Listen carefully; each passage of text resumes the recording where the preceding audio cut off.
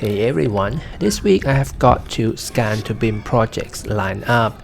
One of them is a school swimming pool renovation. In my next video, I walk you through the full scan to BIM process, but for this one, I'm focusing on the LiGrip O2's 3D Gaussian Splatting feature and taking a deeper look at its RTK Fusion capability. This is where I begin the scan with the swimming pool off to the right. I start here because it gives me an open area for solid GPS reception, which is essential for capturing georeference data. The LiGrip O2 automatically filters out RTK data when a satellite reception drops below 20. That's because poor RTK input can compromise the quality of the SLAM loop, and this principle holds true for other scanners too, like the Manifold Tech Pocket 2. In this area, there are only a few spots where the satellite count goes above 20. That's because all four sides of this playground are blocked by either buildings or trees, and there is no nearby open space to initialize the scan. In the post-processing software LiDAR 360 MLS, the system detects poor GPS reception before data processing. When that happens, it automatically grays out the option to optimize with RTK data. The software still lets you process with SLAM, which is why it's always good practice to close the loop. Even when you are scanning with RTK, if GPS reception is poor, you can still rely on SLAM, and in those areas there are usually plenty of features for the algorithm to track. The accuracy report shows that 100% of the scan data has less than a centimeter error. Many users assume RTK is more accurate than SLAM, but that's not entirely true. From my tests across different LiDAR scanners, SLAM consistently outperforms RTK in areas with a rich feature. Take a look at this example. It scanned data from a LiDAR unit I'm testing. The data was processed with RTK only, without any SLAM collection. RTK typically delivers solid accuracy on the horizontal plane, usually in the range of 8 to 30 mm. On the vertical plane, the accuracy is much weaker. You can see it clearly. The traffic mark at the start and end of the loop ends up on different ground levels. Even though scanning with RTK gives solid horizontal accuracy in open areas, the vertical level error is too high to be practical. This is exactly the issue you will run into with a LiDAR scanner that don't support RTK Fusion SLAM. To fix the vertical misalignment, I reprocessed the same data using RTK Fusion SLAM. The vertical plane error disappeared completely, but it did affect the horizontal accuracy. How much it chips depends on GPS reception. In this example, the error increased by about 20 mm. Finally, I reprocessed the data using SLAM only. As expected, there is no vertical shift, and the horizontal accuracy comes in at 6 mm. These results are consistent with scanners like the LiGrip O2, CHC Navigation RS30, FJD P2, and Manifold Tech Pocket 2. By contrast, Shell's scanner don't include RTK Fusion SLAM feature, so they can't correct vertical drift in the same way. In my second swimming pool project, the site is more open, so I was able to get strong satellite reception right from the start. For the first 15 meters, I was able to detect 35 satellites. And in most parts of the site, the GPS signal drops out completely. Because I still had some GPS reception at both the start and end loop locations, The post-processing software allows me to run RTK optimization, but the accuracy report shows that only 30% of the scan data falls within 1 centimeter of error. For comparison, I reprocessed the same dataset using SLAM only, and here are the results. The calculated trajectory length comes out about 40 cm different. The accuracy heat map shows that SLAM maintains less than 1 cm error across the entire area. By contrast, RTK Fusion SLAM drops in accuracy wherever the scanner picks up a GPS, but I suspect the satellite count and HDOP values weren't strong enough.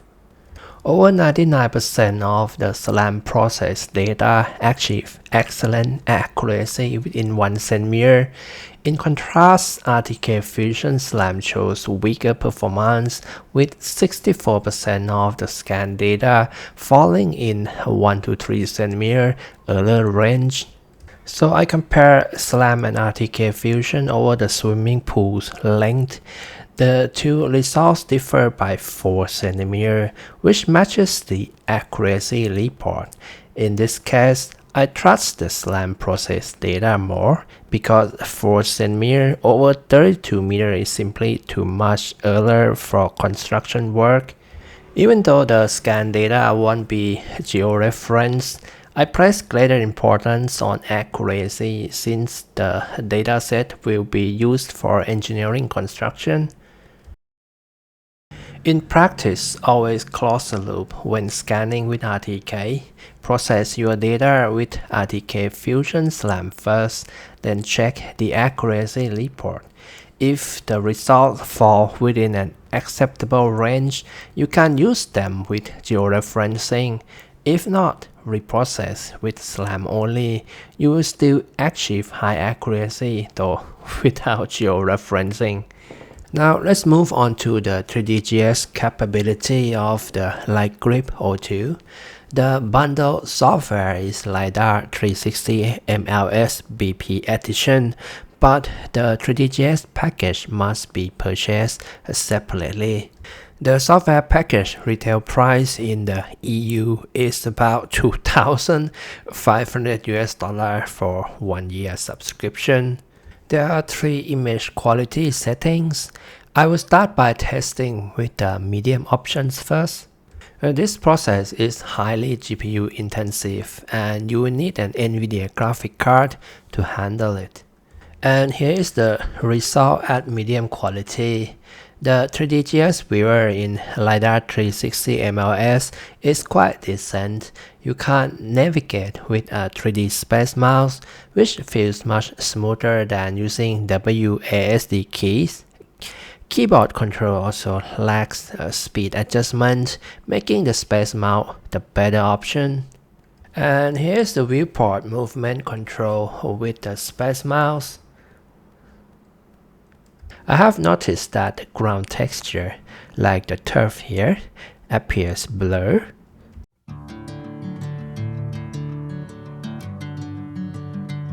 It was a bit cloudy during the scan, so the colors appear less vibrant.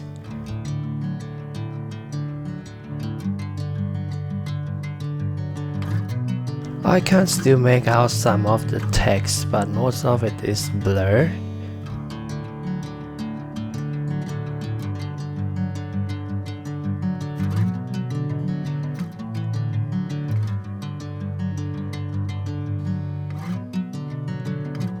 Because of the long detection range, you can still see image from the opposite side of the building. If I'm going with you, I know we'll get to the other side. Sinking in, I know this feels right. Catching a breeze, love moving through me like a wildfire. It can even capture and map the water in the swimming pool, including the reflections.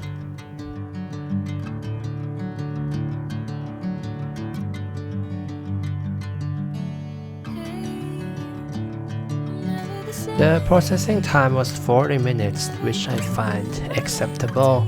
On average, 1 minute of scanning requires about 9 minutes of 3D processing on my PC. I know I'm holding the best of me out of my head. I know you always understand. Bring me into golden sunlight. If I'm going with you, I know we'll get to the other side. You also have the option to set up camera views. The viewport will then move along the preset path with adjustable speed, giving you smoother cinematic motion.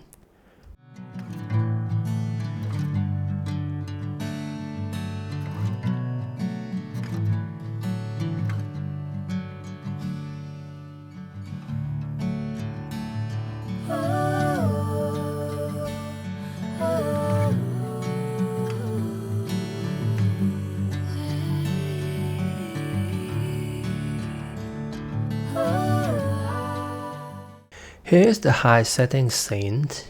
The wood texture is noticeably clearer and more visible at this level.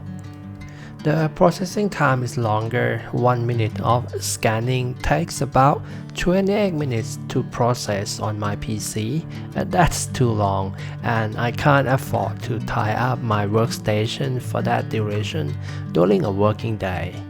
In my workflow, 3D is only useful when I can share it with customers for design discussion in a meeting room. That means the 3D data must be hosted on a cloud platform for easy access. The LiGrip O2 captures photos at 5 Hz, so its three 12 megapixel RGB cameras generate 15 images every second. That's a huge amount of storage. For colorized point clouds, I would reduce the rate to 3 Hz. Green Valley will soon introduce a cloud platform for processing colorized point clouds, but it comes at a cost. They won't support 3D since it demands far more processing power. FJD has just launched its cloud platform, offering both point cloud and 3D processing services, though at a cost. Manifold Tech offers both point cloud and 3D services for free, while the Pocket 2 doesn't deliver image quality as high as others. I can easily share the results and put 3D to productive use, even if it doesn't generate any income.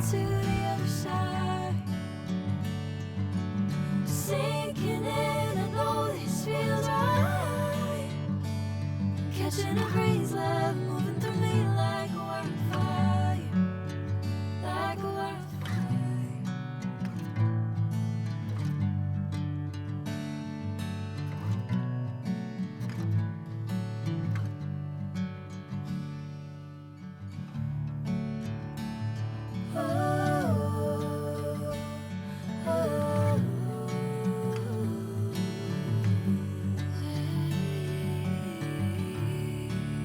Alright, thanks you guys for watching.